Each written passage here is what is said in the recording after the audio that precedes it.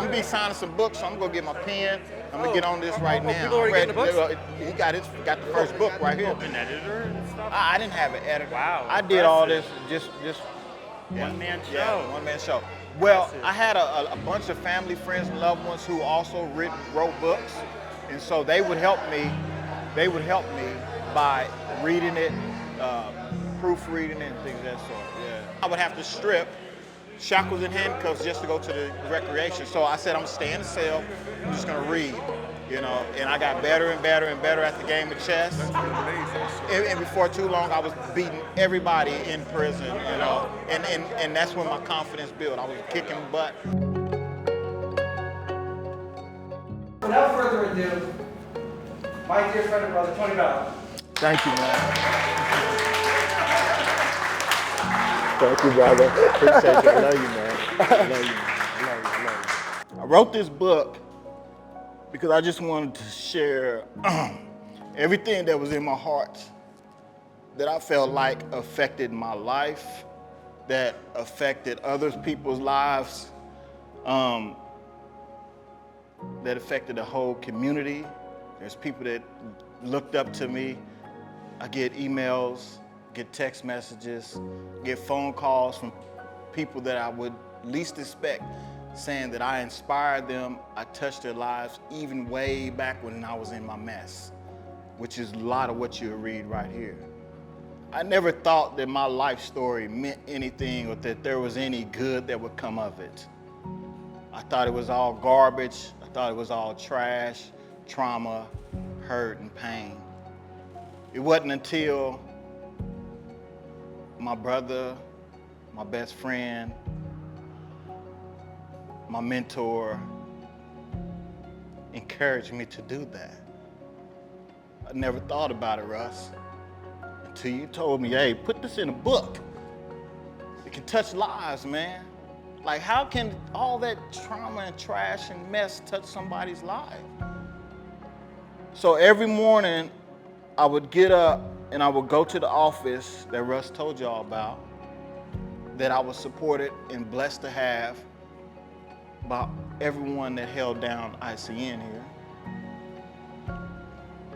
And I would turn out my light, I would put my computer on dictate, and I would start from 1977 when I was born. And from there, I uncovered a lot of trauma, a lot of things that happened to me in my youth that I didn't even realize that happened. I thought it was a dream.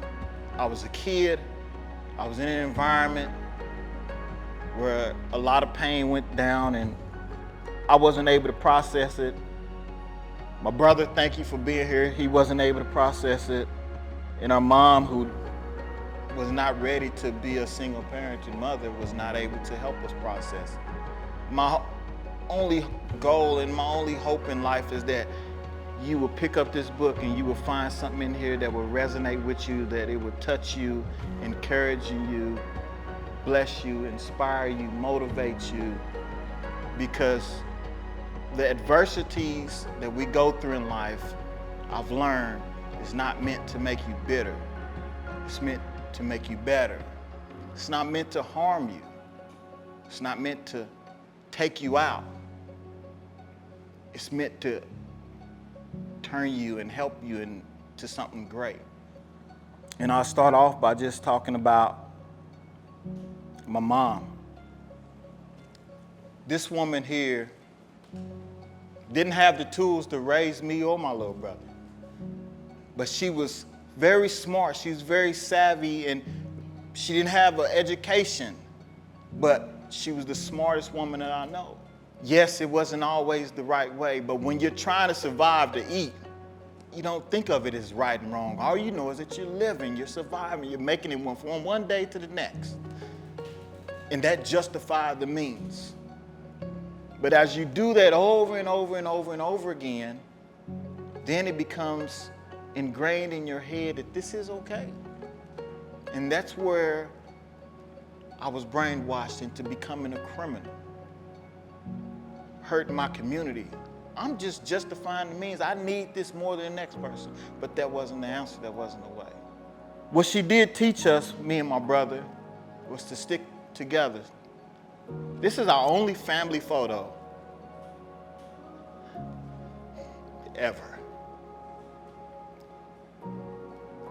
I sometimes go in people's homes and I see family photos. Like, damn, that's cool, man. But this is the only one we have. I remember one trip to the local IGA grocery store like it was yesterday. I went straight to the frozen meat section. And I stuffed packs of cold pork chops in my trousers and hamburger meat. And I pedaled my little bike all the way back to the house. The cold of the meat against my skin was biting, but I ignored it as I walked out of the store, pedaled home on my stolen bike. I don't have to finish reading this, but I want you to know I was proud of myself. I did that. I stole them pork chops, I stole that cold meat, and I made it out the store on my stolen bike and made it back home so we could eat. I was happy, man. I was the man. Because I was bringing food home to my family. I didn't care the store would have to boost the prices. I didn't care who I hurt as long as we ate. I had been conditioned already as a youth for that solitary confinement. And it was in that solitary confinement where I finally said, you know what, I'm gonna get to the root cause of what's causing this. Why am I the way that I am? I don't know where I heard it from, but somebody said, you just keep asking yourself why. Why am I the way that I am? Well, because this. Well, why? Well, because that. Well, why? Well, because that. And you keep asking yourself why and why and why. You get deeper and deeper and deeper, and then that's where the healing starts taking place, because now you're figuring out what you went through to become who you were and what you need to do to change that.